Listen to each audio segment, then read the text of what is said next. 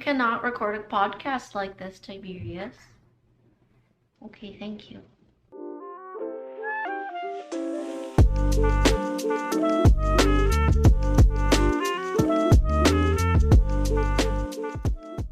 Hey guys, welcome back to the String Things channel. If you're tuning in for the first time, welcome and thank you for joining me for today's podcast. It's episode number 12. My name is Mel. I'm a stay-at-home mom in Vancouver, Canada, and this channel is where I share everything about my knitting hobby. So as I said, doing a typical run-of-the-mill podcast episode today. I've got finished object, whips, acquisitions to share. And so this is going to be everything that happened in the month of February 2023. So let's just jump in. I'll start by saying what I'm wearing today. I'm wearing my Autumn League Pullover, my light version as in color, not yarn weight. I've worn this before. It's a free pattern. I'll provide a link in the description, as well as anything else I mention. I always try my best to remember to provide all links in the description box. And I'm also going to put my body measurements in there, but they are going to appear at the very, very bottom. There's going to be a heading for my body measurements. So if you don't want to see that, stop scrolling when you see that heading. And I also do my best not to mention my actual body measurements throughout the recording.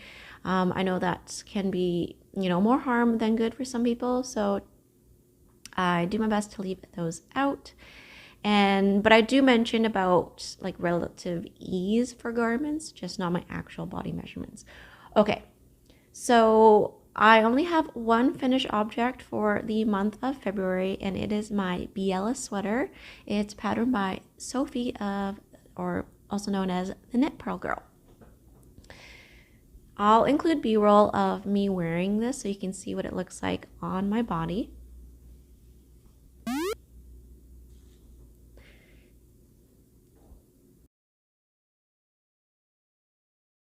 So the Biella Sweater is an all-over 2x2 rib raglan constructed sweater. And this is actually my third attempt at trying...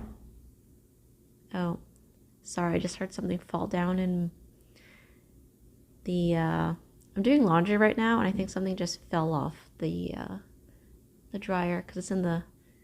Yeah, anyways. Wow, distracted much? Okay. What was I saying? Okay. 2x2 rib raglan top-down construction. And, what I was saying was that this was my third attempt at trying to use this yarn, in particular the Sunday yarn. So this is all knit up in a Sandnes Garn Sunday held with a strand of We Are Knitters Touch Me Mohair. Doesn't really look like much. Oh, because my face. I'm just going to put this down because I'll include B-roll, so it's going to look much better than me trying to hold it up. But what happened, so a little bit of a backstory, is that I originally bought Sandnes Garn Sunday yarn, which is a fingering weight yarn, and I had bought it in this color, which is 1015. I think it translates to putty. And I also bought black. And I had this wild idea that I was going to knit up the Marseille sweater in fingering weight. So if you have been watching my videos, you know I made a Marseille sweater and I used drops lima for that, which is the appropriate weight of yarn to be able to follow the pattern for that sweater. I had actually knit almost the whole back yoke, like the back piece, before you get into the color changes for the stripes, and I was not enjoying the whole process. And I thought to myself, why am I trying to knit an oversized sweater in fingering weight yarn? So I frogged that, and I decided that I wanted to hold the fingering yarn with something because I wasn't totally enjoying the whole fingering weight experience. So I have a bunch of Touch Me Mohair in my stash, so I held that. And I cast on a Paloma sweater. The Paloma sweater is a turtleneck top-down raglan construction. It's a free pattern from Espace Tricot, which is a yarn shop in Quebec. Not exactly which city, but it's in the province of Quebec. And they have a number of free patterns that they offer on Ravelry, which is where I found it. Do they have them on their website? I'm not sure. But it is a turtleneck pattern, not a fold over one. And what really drew me to it was the twisted, 1x1 twisted rib on the collar.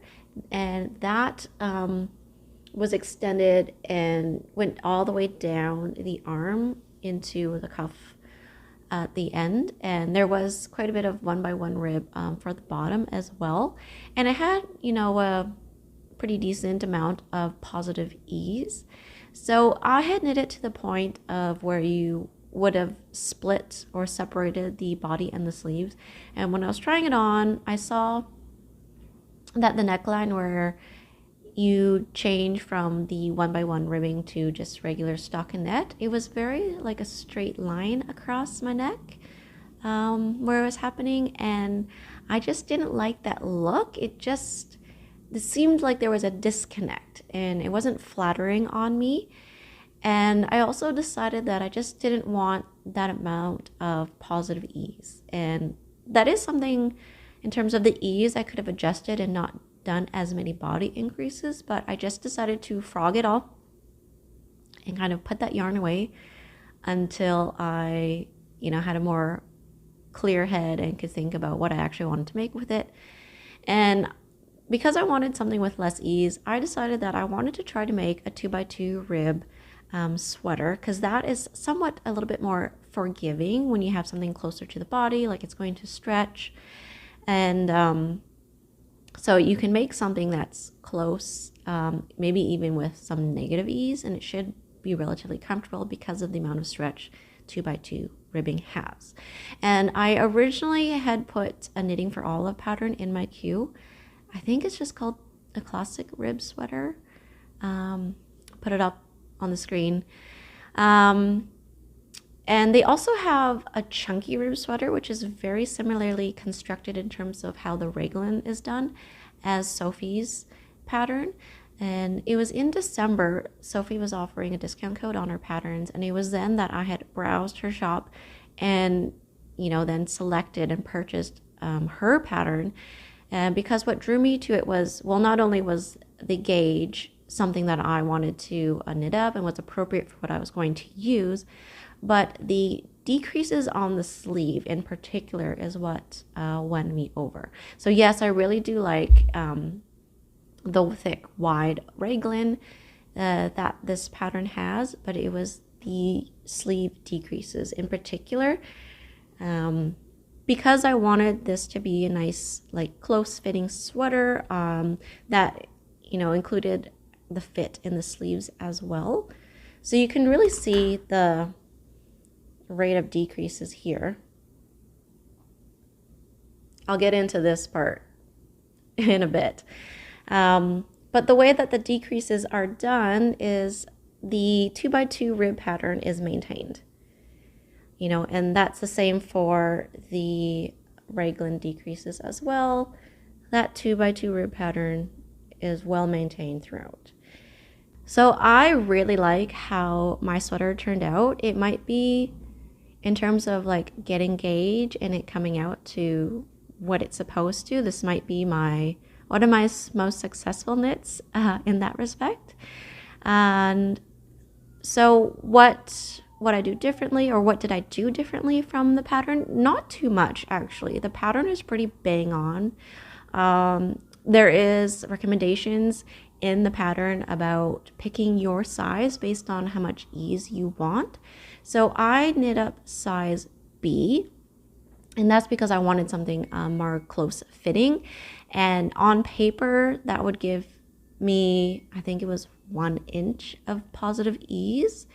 And I've measured this garment flat, and I come in at maybe just under that. So it's almost like no ease, but since the 2x2 rib stretches, this is a very comfortable fit on me, and I'm very happy with how that came out.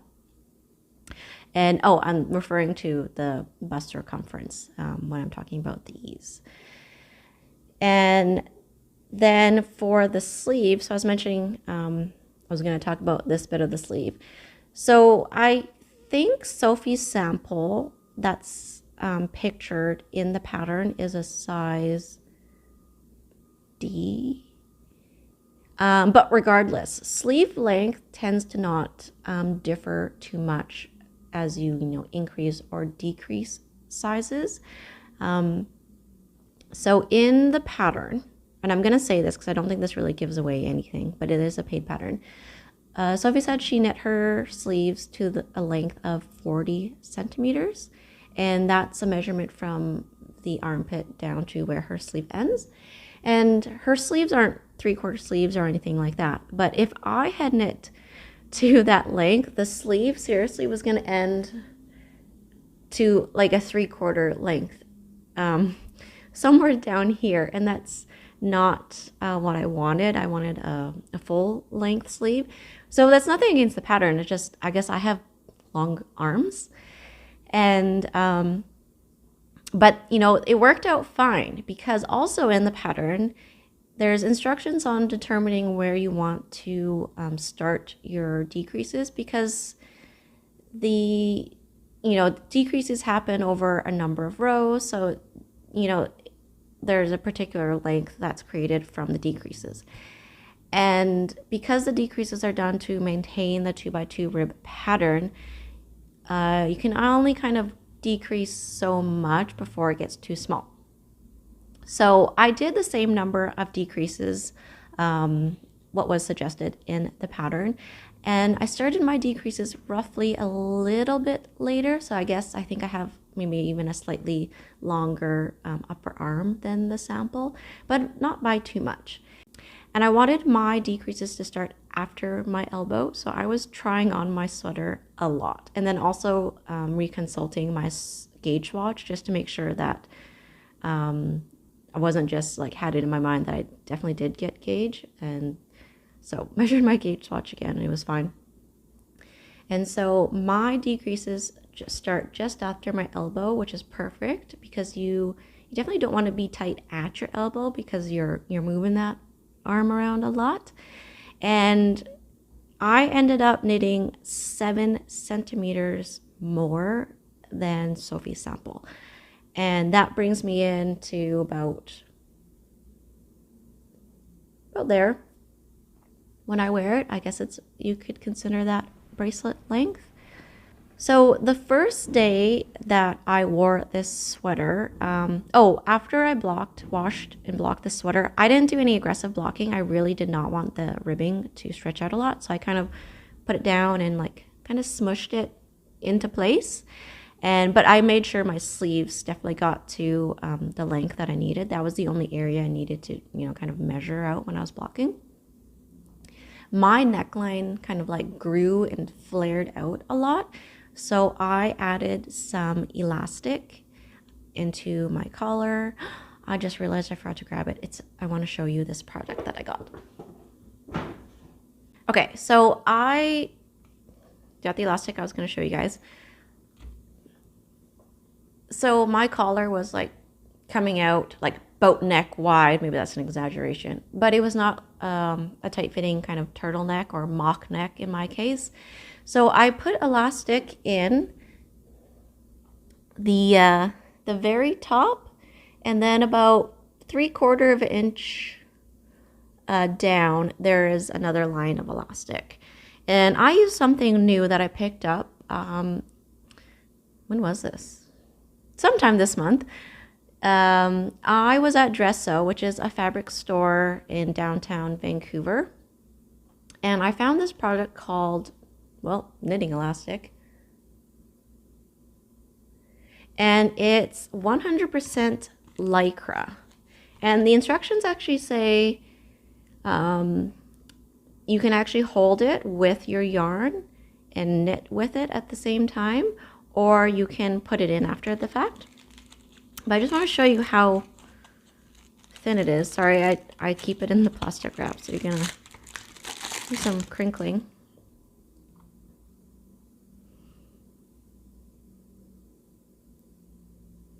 But it's super fine. Like it's thread, pretty much. It feels, at first when you hold it, you think like, wow, this seems kind of really fragile. Won't this just break? But it's quite stretchy and strong. I mean, it's Lycra. And for this weight of fabric that I've made, oh, I see it's actually sticking out somewhere. When did that happen? For this weight of fabric, it works really well. I don't know how well this would work for bulkier weight fabric. But anyways, if you're in Vancouver and you want to give this a go, it's $4.99. Go downstairs immediately to your left where the elastic bands are, say for sewing, for your waistbands or whatever. It's hanging there on with all the elastic bands. So once I put that into my neckline, it resulted in a much closer fit, the look that I was hoping for. And it's comfortable. Like, yeah, it's quite snug on my neck, but I don't really notice, it doesn't feel too tight while I'm wearing it.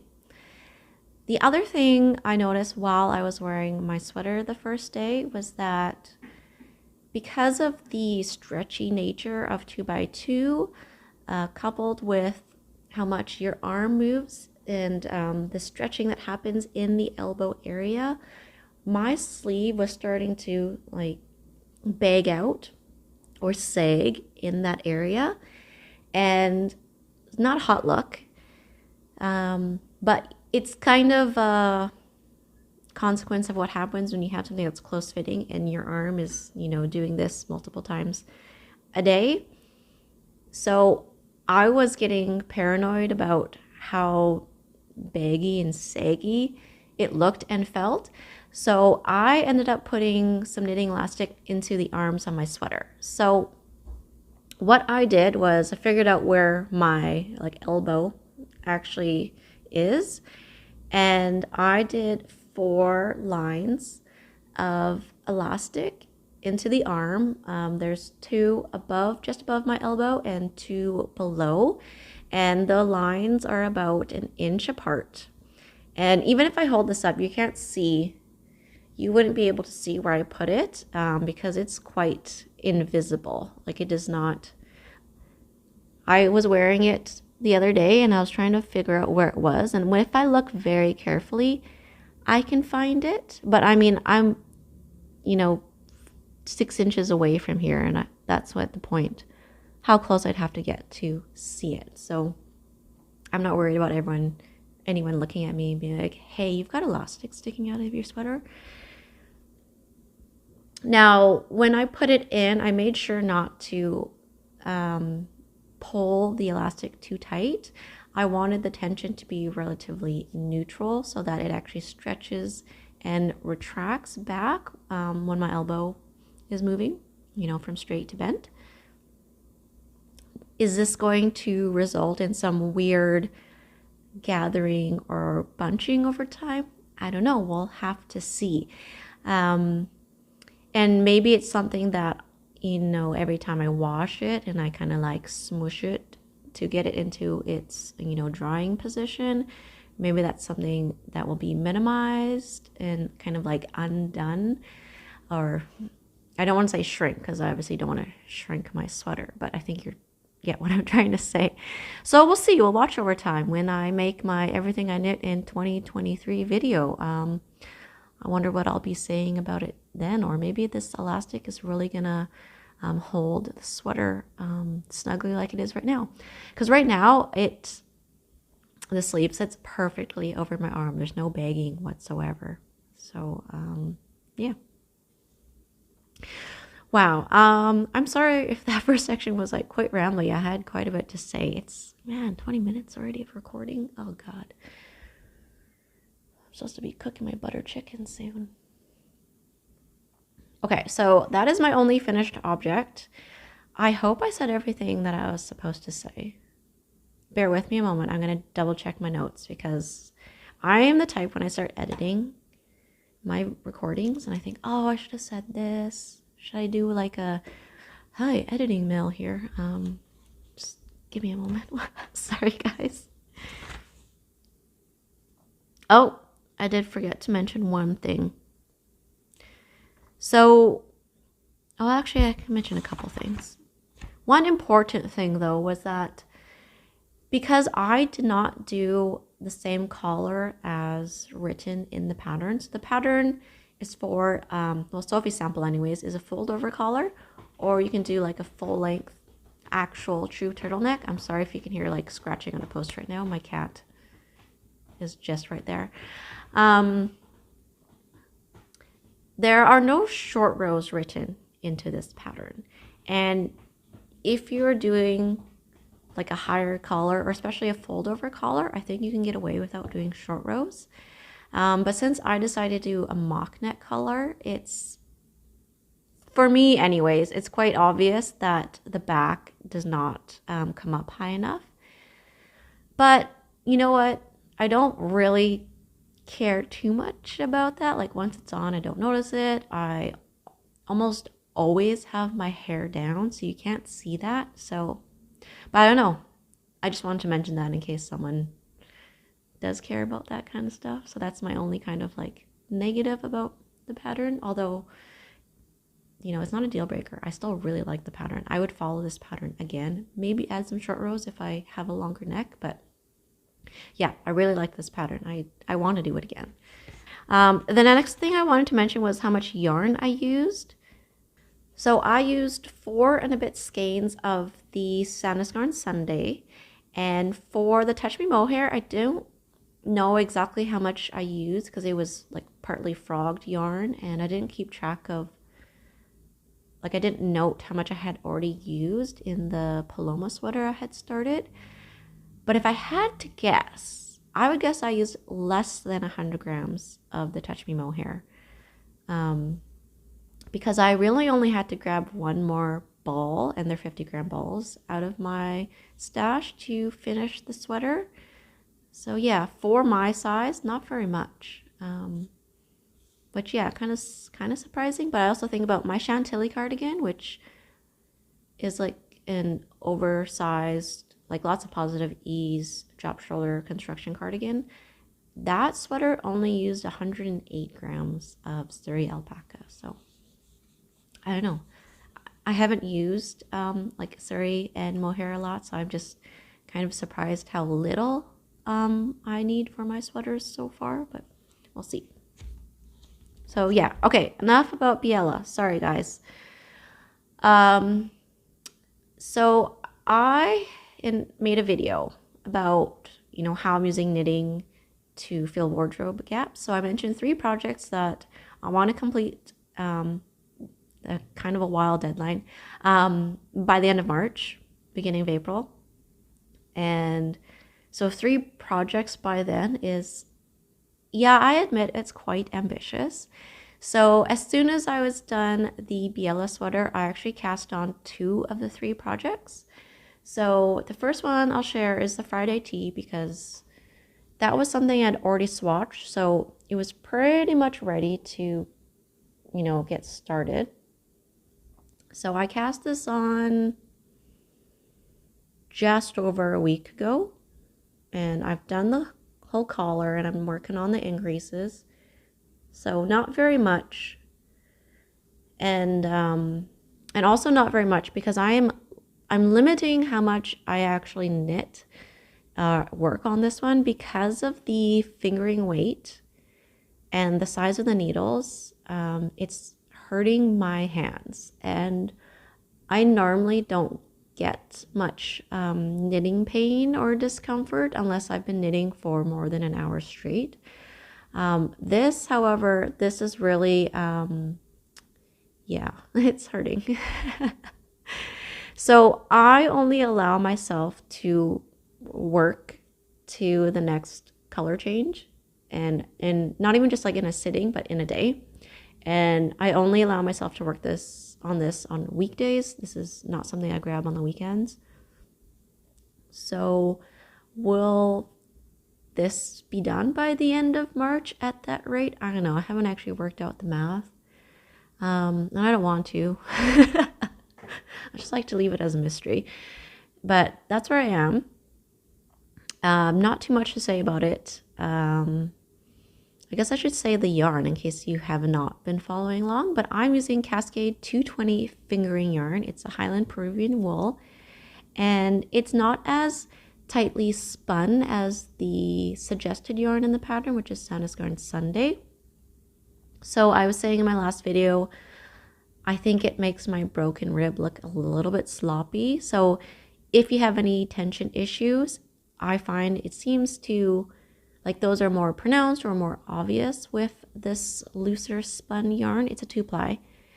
But I'm hoping, because it is a textured garment, that it's not going to really matter. If it was stockinette, I'd be worried about, for my tension issues, I would be worried about knitting with this yarn. But maybe that's something, if you were knitting stockinette, it would really block out well. I don't know. This is my first time using this yarn. The last thing I will mention about this has to do with knitting elastic again. This guy here. So I mentioned that this is something that you can actually hold with your yarn and knit with. So I thought that was a pretty neat idea. So I'm experimenting with the collar on this one. I've actually knit this into the collar. So this is a fold over collar, and there is a purl row. Wow. There's a purl row. So the row before that and the row after. So for a total of 3 rounds. Yeah, I should really say round because it's circular knitting. So 3 rounds, I held the knitting elastic. So it's already in here. I haven't tried on this at this point. I don't think it would give a true representation. So the first time I try on a top-down raglan is just around the point of when you need to separate body and sleeves, just to check, make sure the yoke depth is right. So we'll see when I get to that point if it's actually done anything. And if it hasn't, not a big deal. Elastic can be added in after the fact. So I just hope it's not too tight. But looking at it just sitting when it's relaxed, I think it's fine. So I was very careful not to add any tension to the elastic, make sure it was kind of like in a neutral state as I was knitting. But I am very curious to see how that works out. Okay, next whip, which is the final whip I'm sharing with you guys. Again, something from my last video, but I changed my plans. So I mentioned that with my Holst Garn Supersoft yarn in the color Conquer, is a brown color, and the Drops Kid Silk, that I was going to make an Eclair Pullover. So the Eclair Pullover is a top-down raglan constructed sweater. It is at a bulkier gauge, so I think it's 15 stitches per 4 inches or 10 centimeters on 6mm needles. So I started swatching for that by holding the Holst Garn Supersoft double with the strand of Drops Kid Silk, and I just wasn't liking that. I also, 6mm is about at the point of size of needle that I don't like working with because I find it's too big to use, and I just didn't like how big the stitches were. And for this particular project, it's just not the look I wanted for this sweater. So, you know, I didn't actually purchase the Eclair Pullover pattern yet because, you know, the gauge information is in the sales page on Ravelry. So I decided that I still wanted to make something that looked like the Eclair Pullover, in particular that the open sides. That's what drew me to the pattern in the first place. But I'm using a different raglan pattern and modifying that.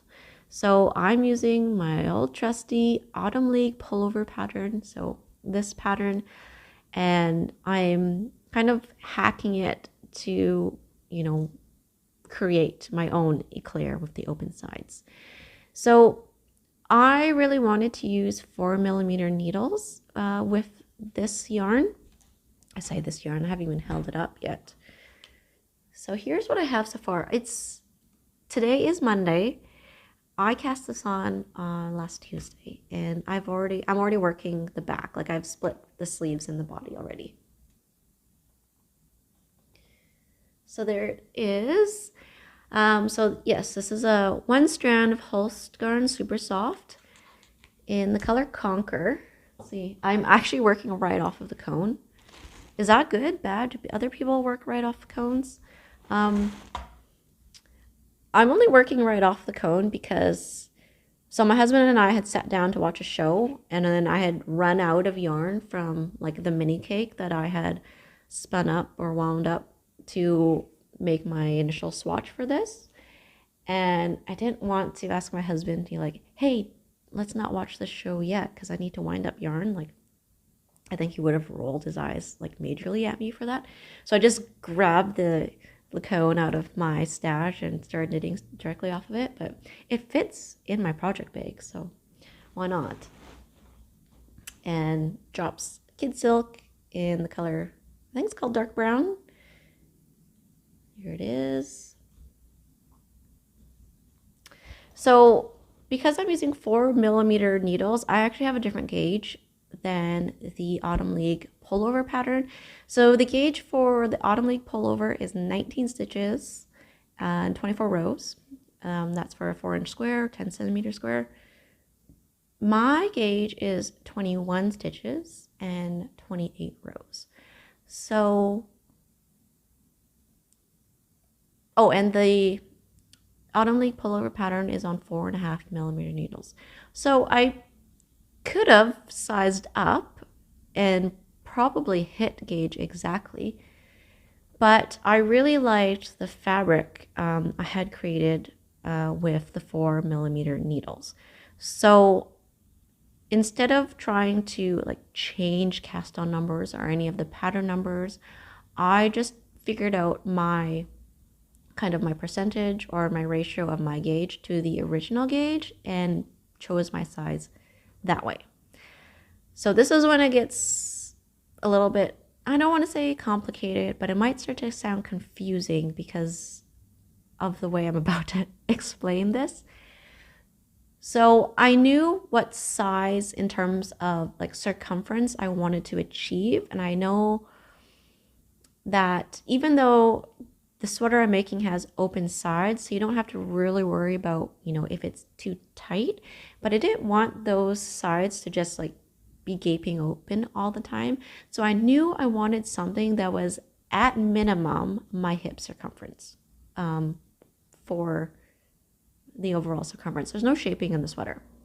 So I needed the body to be at minimum my hip circumference so that it would just kind of go straight down and not have like super open side slits. So this pattern is a free pattern and is one of the best free patterns out there that I have used because there is a full, schematic of the sweater with, lines drawn saying, sleeve, upper arm circumference, bust circumference, overall length. Like that is all provided in a table. And that's great. It makes it visually very easy to see what the different measurements are across the sizes and do my math to figure out, what size I want to make. And this is a free pattern, guys. Like you can buy an ad-free PDF from her, but if you're okay, like going online, her website and looking at it that way, like it's really good. Again, I will link it below if you guys want to check it out. And so to figure out your gauge in relation to the pattern gauge, you take the pattern gauge, which was 19 stitches, and divide it by your gauge, so 21. So if the number you get is less than 1, that means if you were to follow the pattern instructions, it would result in a smaller garment. If your number results in something greater than 1, then you would knit up something larger than the pattern finished measurements. So my number is less than 1. It's 90% or 0.9, or my gauge gives me 90% of the finished measurements. So keeping that in mind, I look through the table of the finished measurements and to pick my size that way. I hope that makes sense. This is when it gets a little bit tricky to kind of discuss this method without saying like actual numbers, but if you're really curious about it, if you really want to know the actual numbers, I don't know, email me, I guess. I don't know. So that's, you know, for my stitch gauge. So I did that again for row gauge, and unfortunately the ratio is not the same, or the percentage is not the same. So my row gauge would give me 85% of the finished measurement size. So I will have to kind of adjust that. But with this kind of construction, the only place you really need to worry about your row gauge being off is the yoke depth. So you can follow the instructions, but if your gauge is really off, then you're not going to get, you know, for my case anyways, not even close to the yoke depth that I need. And also because I want to make, you know, a much deeper yoke to accommodate the like oversized button-up shirts that I want to, you know, wear under this garment. So that's the math I've done. I'm sorry if that was confusing. So I've reached the point where I've separated body and sleeves. Because of my row gauge, I did have to knit quite a bit more to get my achieved yoke depth. And for the purposes of not, you know, making this really confusing and talking about numbers and all that, I think I will save the discussion on my modifications for a future episode, because I think I've talked about this whip enough. So you'll have to stay tuned for next month on how I, you know, made modifications to get the right yoke depth, sleeve width, and all that, because it's kind of a lot. Yeah. Okay. I keep looking at the time. I need to start cooking my butter chicken like in 10 minutes. It's got to simmer for at least an hour. So last section of our scheduled programming for today, acquisitions. So I mentioned I wanted to reduce the amount of yarn I purchase this year, and I hope you don't, like, does it sound bad that I made that goal and then it's like the first month of, or second month of the year I buy yarn? Judge me if you want. So I've shown, what I'm about to show you, I have shown this yarn already. It's the Noro yarn, Noro Madara, colorway 1 stockade. But, you know, for completeness sake, because this is a podcast episode, I'm showing you my purchases from this month. But breaking news, not really breaking news. If you watched my last video or follow me on Instagram, then you know I've been playing around with the idea of holding this with a strand of brushed alpaca silk from Drops. And I have decided that I am not going to hold another strand with this yarn. And I'm making that decision before even swatching. So I really enjoy, you know, the colors that are in this, but they're not super bright. And, you know, like my Wednesday sweater that I knit up also in some Noro yarn, different line though, that one's still Garden Solo.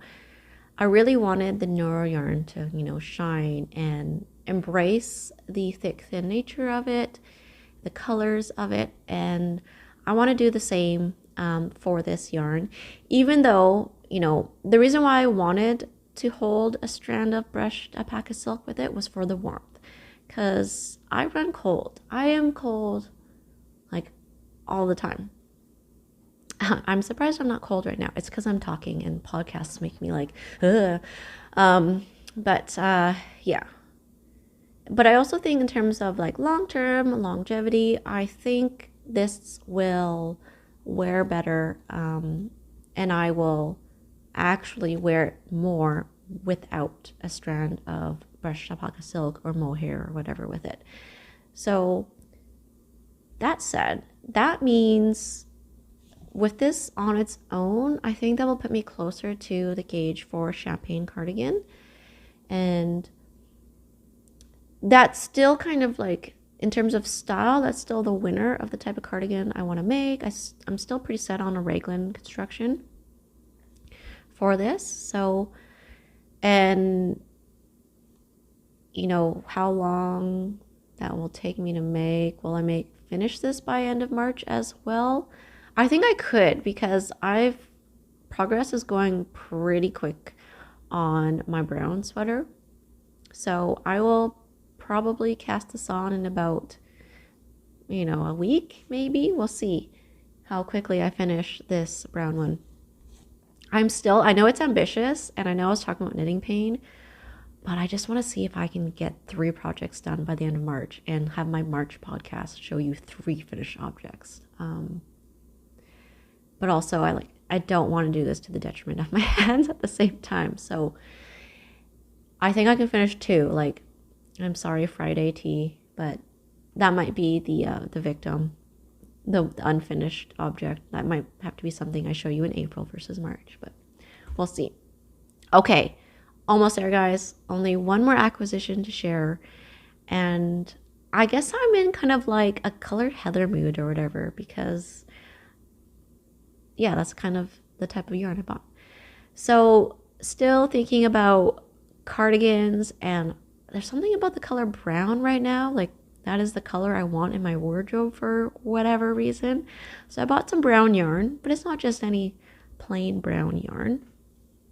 It's got some colors going through it. This is a yarn I've never tried before, but from this company, I've tried yarn from here. This is Briggs & Little yarn. This is from their sport line. It's called Sport. It's sport weight, but it's got some interesting colors going in it. If my camera would only focus. I gotta hide. Let's try this. There we go. So the base color, the main color, is brown, but it's got blues and greens and reds going through it. I think it's really cool. It's a single ply, and it's a rustic yarn. And I bought this because I want something like quite hard wearing. A cardigan that I would wear like as a jacket, for example. So I bought 6 skeins of this, and this yarn is so affordable. Like, it's almost free. It's so affordable. I don't understand how this kind of yarn can be priced that low. I think it's $5.50 per skein. And so this is 4 ounces or 113 grams. And so that's 430 yards or 393 meters. So I bought 6 of these. It's less than $40 for a whole project. But I think I might hold this with a strand of something else as well, because I bought 6 of these, but I wasn't actually thinking about what gauge I would actually knit at, or what kind of cardigan jacket I would actually make. And the impulsive side of me just kind of took over and was like, yeah, I'll pick up 6 of these. Should be good, right? So yeah, I'm thinking this might be something I hold with. I'm playing with the idea of getting some undyed alpaca yarn to hold with this, just because I've never used undyed alpaca yarn. And in particular, there is an alpaca farm in Alberta. The name escapes me right now, but I'll put it up. But they have an Etsy shop, and they offer yarn in different weights from, is it fingering? I think they call it sock yarn, which is fingering, all the way up to like bulky. And it's all undyed, natural colored alpaca yarn. And ever since I found this shop on Etsy, I've just been very curious about it.